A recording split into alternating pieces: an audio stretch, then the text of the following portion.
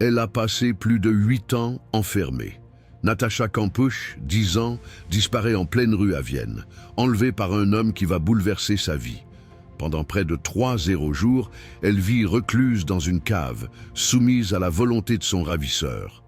Comment fait-on pour survivre dans l'angoisse permanente? Au fur et à mesure des jours, Natacha apprend à s'adapter. Elle découvre un monde où la peur et la solitude dominent, mais elle se construit une routine. Étonnamment, elle commence à lire, à s'éduquer, à fixer des objectifs pour échapper mentalement à cet enfer. Le silence dans cette prison est oppressant, mais la lutte intérieure l'aide à garder espoir. Elle trouve des moments de révolte, se fait la promesse de ne jamais abandonner. Et puis, tout bascule. En 2006, elle réussit à s'échapper. Au moment où elle retrouve la liberté, les médias s'enflamment. La jeunesse de Natacha captive le monde entier, mais l'image de l'innocente fille disparue est vite assombrie par des accusations et des doutes.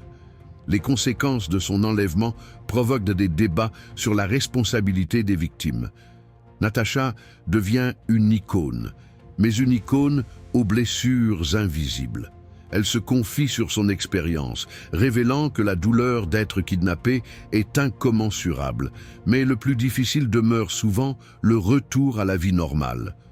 Aujourd'hui, elle lutte pour sensibiliser sur le sujet des enlèvements. Natacha prouve qu'en dépit des atrocités vécues, la résilience humaine peut briller même dans les ténèbres.